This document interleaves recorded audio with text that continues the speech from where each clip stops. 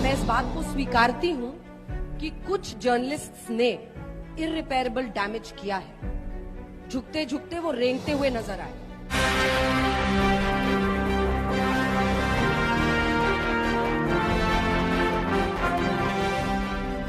नमस्कार दोस्तों, पहले के जमाने में जब मीडिया को कोई उंगली भी उठाता था तो मुझे वाकई में बहुत गुस्सा आता था।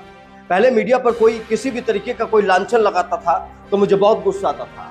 पहले कोई माफिया अगर मीडिया कर्मियों को परेशान करता था तो मुझे बहुत गुस्सा आता था और मेरे जैसे बहुत सारे पत्रकारों को गुस्सा आता था और हम उस माफिया की, उस व्यक्ति की, उस नेता की ऐसी की तैसी कर दिया करते थे। लेकिन आज जब देश के नेशनल मीडिया के कुछ एंकर्स पर विपक्षी गठबंधन इंडिया द्वारा जब बैन लगाया गया है तो मुझे दुख क्यों नहीं हो रहा है, ये बात आज मेरे द्वारा आप सबसे साझा करना बेहद जरूरी है।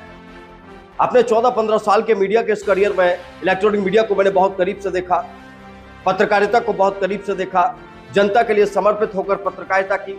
और यकीनन उस दौर में हमें बहुत बुरा लगता था, कोई अगर एक उंगली भी उठा देता था तो हमें बहुत बुरा लगता था, क्योंकि मीडिया निष्पक्षता की निशानी हुआ करती थी, मीडिया बुलंद आवाज की निशानी हुआ करती थी, मीडिया कमजोरों की आवाज का निशानी हुआ करती थी। लेकिन आज जब मीडिया सिर्फ सरकार कर रही है, सिर्फ दरबार गा रही है, तो ये बैन एक तरीके से गलत नहीं है।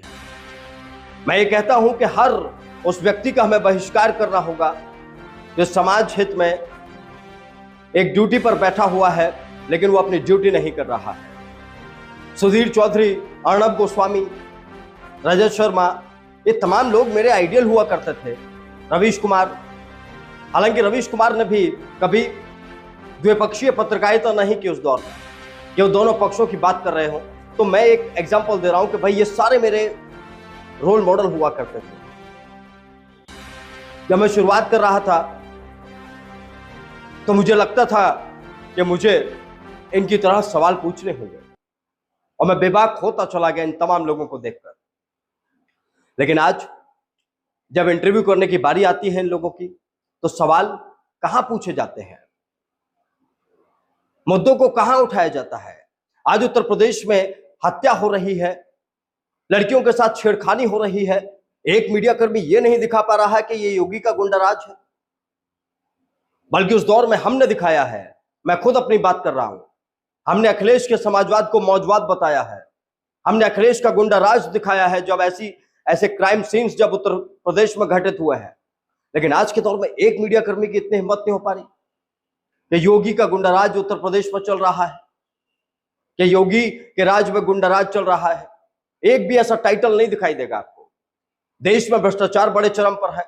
हमने अपने दौर में दिखाया है कि भ्रष्टाचार सरकार के नेतृत्व में कैसे तरीके से बढ़ रहा है, भ्रष्टाचारी कांग्रेस हमने दिखाया है। लेकिन आज के दौर में बड़े बड़े भ्रष्टाचार हो रहे हैं, बड़े बड़े घोटाले हो रहे हैं। एक भी मीडिया कर्मी ये नहीं दिखा रहा कि भाई ये घोटाले क्यों हो रहे हैं। एक भी मीडिया कर्मी सरकार से सवाल नहीं पूछ रहा है कि भाई ये क्यों हो रहा है। आप तो बदलाव की बात कर रहे थे, ये क्या हो रहा है। तो कुल मिलाकर ये है, मैं आपको एक वीडियो और दिखा देता हूं अभी, जो हमारे देश के टॉप एंकर्स हैं जिन्होंने सत्ता से सवाल पूछने चाहिए थे, जो अपनी निष्पक्षता की बात करते हैं, जो ये कहते हैं कि हम निष्पक्ष रहें, हम बेबाकी से जनता के हित में, देश के हित में सवाल पूछते रहेंगे। तो भाई पूछ लीजिए, देश हित में कौन सा सवाल है। आम चूसना देश हित का सवाल है, या फिर मशरूम खाना देश हित का सवाल है, या फिर ये गैजेट्स का इस्तेमाल करना देश हित का सवाल है।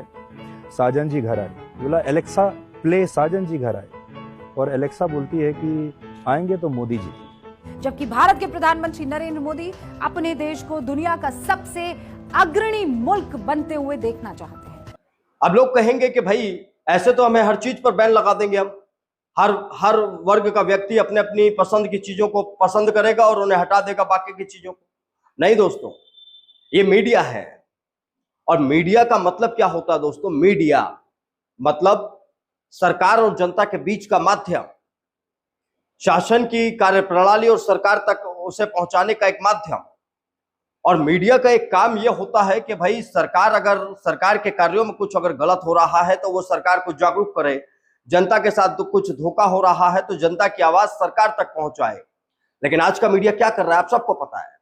जनता की आवाज नहीं उठाई जा रही है, सिर्फ सरकार की जी हुजूरी में नारे लगाए जा रहे हैं। चाहे वो सुशांत सिन्हा हो, पूरा दिन ये बताते हैं कि भाई कैसे मोदी जी ने विश्व गुरु बना दिया है। चाहे वो सुधीर चौधरी हो, हिंदुत्व और मुस्लिम वाला जहर पूरे देश में घोलते रहते हैं। चित्रा त्रिपाठी हो, बेबाक सवाल कभी पूछ ही नहीं पाती हैं बीजेपी के नेताओं से। तो इन लोगों पर अगर विपक्षी गठबंधन ने एक फैसला लिया है कि भाई इन लोगों से हम बात नहीं करेंगे, इन लोगों के शो में नहीं जाएंगे, इन लोगों से कोई डिबेट नहीं होगी, किसी तरीके का कोई इनसे वार्तालाप नहीं होगा, तो ये ठीक है। और मीडिया के लिए सोचने का वक्त है कि आखिर ये क्या हो रहा है। कहीं वो दिन तो नहीं आ जाएगा कि देश की जनता ऐसे एंकरों का, ऐसे पत्रकारों का बहिष्कार कर देगी जो सिर्फ एक तरफ की बात करेंगे, जो सिर्फ सरकार के दरबारी बन जाएंगे। ये सब मैं आप पर छोड़ता हूं। कमेंट बॉक्स में हमें बताएं मेरे प्रोग्राम आपको कैसा लगा। नमस्कार। मैं इस बात को स्वीकारती हूं कि कुछ जर्नलिस्ट्स ने इररिपेयरेबल डैमेज किया है। झुकते झुकते वो रेंगते हुए नजर आए।